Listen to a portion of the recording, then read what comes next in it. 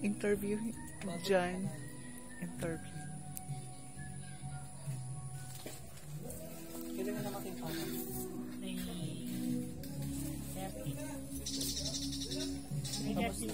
Kamusta naman ng buhay? Walang tatay.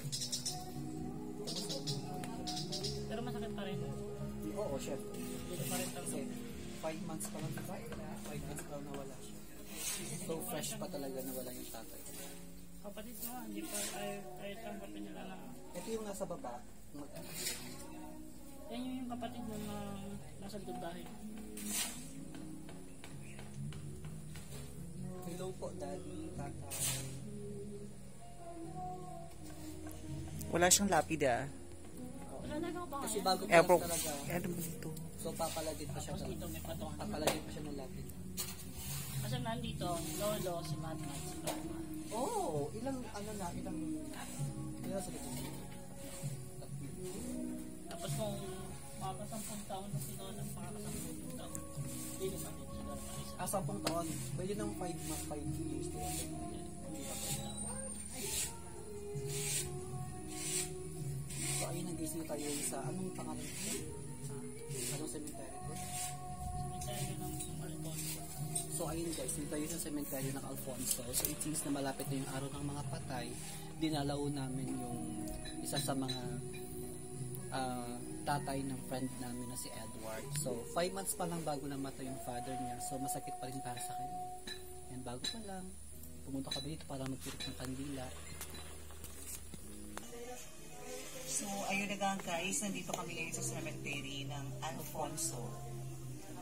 So, kung nakikita nyo, wala pa siyang lapida. So, sa mga viewers, may mga mabuting puso dyan or sana nakakalimutan.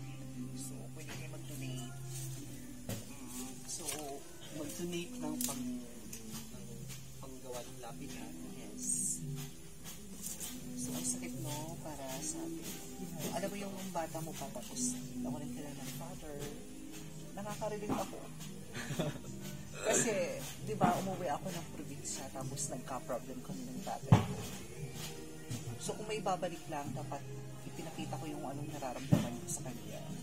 True. Kaya kailangan kapag may tatay ka pa pangalagaan yung mga father natin. So hello sa father ko dyan. So, kung nanonood mga yung father ko, maraming salamat. Hindi lang father. Kung hindi man ipinakita. Yung mga parents natin dapat natuhan. Diba? So, ngayon dapat ipinakita ko pala yung paano magmahal ng isang anak. So, sayang pagkakataon, bumalik na ako sa Maynila na may katampuhan tayo. So, ngayon na-realize ko, ayun nga yung kwento ni Edward na nasawi yung father niya. So, nakakalungkot. Yes, 5 months fresh pa talaga. Kaya super sakit pa talaga yan para sa isang anak. Sa mga kapatid niya, di ba? So, guys, tulungan natin si Edward na mapagawa yung lapida ng kanyang tatay. Okay. Wala na. Pag lalabas na tayo doon, bawal na lumingon daw. Kakaalam ko kasal. Hindi ka mag-asawa na. Alfonso Cemetery for today's video. Yan. Kung mapapansin nyo, marami talagang mga nakapulong. Life is short talaga. Kaya kailangan pangalagaan yung life natin. Enjoy life to the fullest habang bata pa tayo. Give honesty and kindness to the people around us, sa mga magulang natin, sa mga kapatid natin. Ayun na. Tabi-tabi.